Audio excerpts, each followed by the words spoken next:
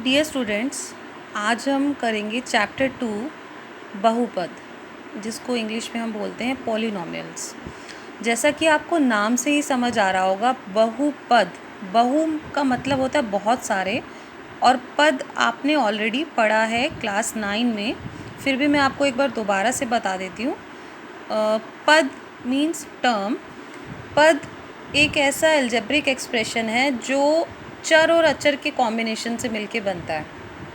जैसे यहाँ पे मैंने लिखा 4x²।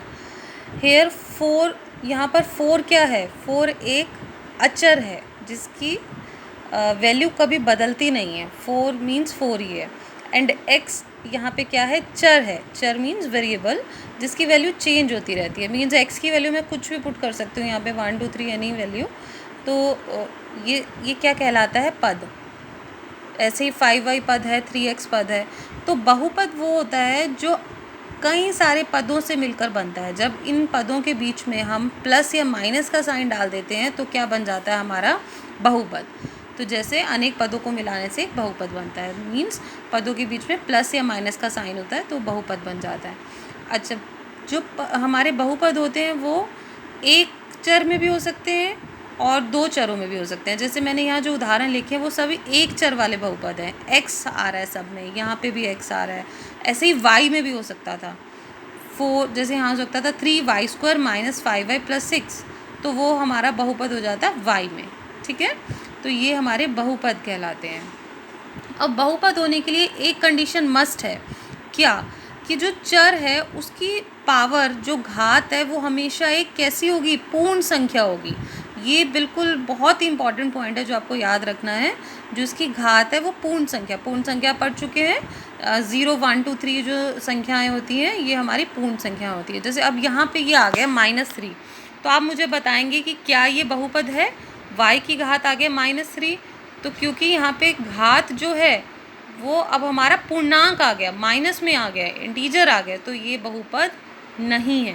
पहले में बहुपद यस बहुपद है। अब √x जब मैंने लिखा है, √x का मतलब क्या होता है? कि x की घात कितनी है? 1/2 + 4। तो अब ये भी पूर्ण संख्या नहीं है, परिमेय संख्या बन गई, तो ये भी हमारा बहुपद नहीं है। अब यहाँ बताएंगे √x + x + 40, ध्यान से सोचकर बताएंगे। इसमें बहुत बच्चों का जवाब होगा कि ये बहुपद नहीं है, पर ये बहुपद है। क्योंकि अभी मैंने आपको क्या बताया है? घात किसकी देखनी है? चर की, ना कि अचर की। कांस्टेंट की घात नहीं देखनी है आपको, चर की घात देखनी है। तो क्योंकि यहाँ पे चर की घात एक ही है तो वो एक पूर्ण संख्या है। दैट्स वाई ये एक बहुपद है। ठीक है, बहुपद की पहचान करनी आ गई है। एक अच्छा एग्जाम्पल और भी है। जैसे मैंने लिखा 2/x + 9, क्या ये एक बहुपद है? नो, ये भी एक बहुपद नहीं है। क्योंकि x जब हम ऊपर लेके जाएंगे तो x की घात माइनस में आ जाएगी, तो माइनस में हमें घात नहीं लेनी है, तो ये भी बहुपद नहीं है।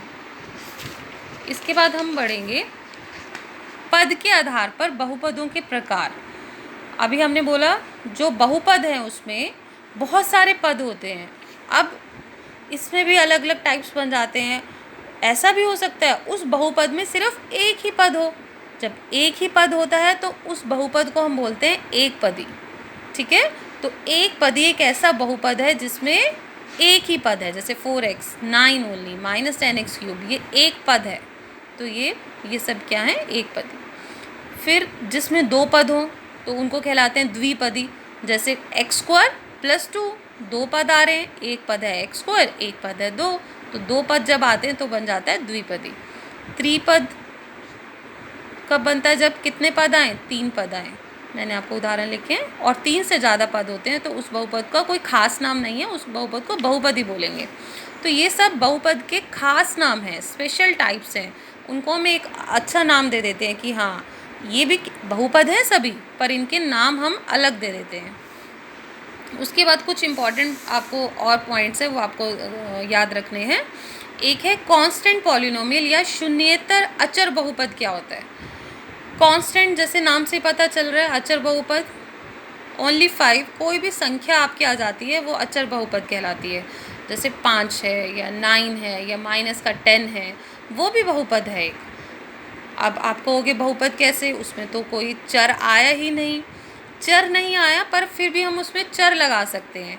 5 को मैं 5x⁻0 भी लिख सकती हूँ, ठीक है, क्योंकि किसी की भी घात जब 0 होती है उसका मतलब 1 होता है। तो 5 × 1 इज़ 5 ओनली।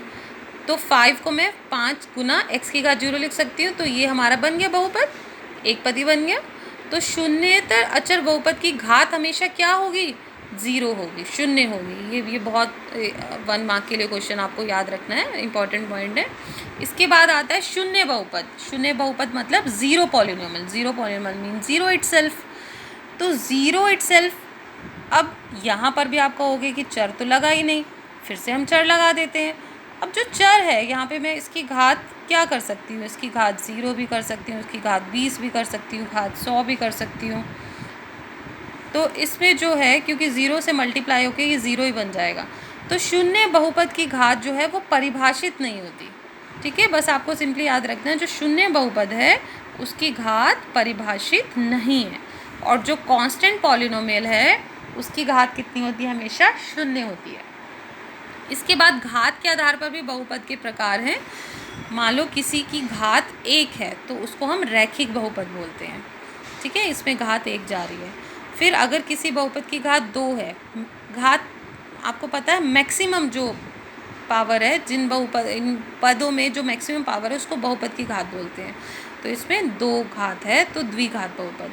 अब मैक्सिमम पावर यहाँ पे 3 है तो ये त्रिघात बहुपद बन गया आपका। उसके बाद आता है आपके पास बहुपद के शून्यक।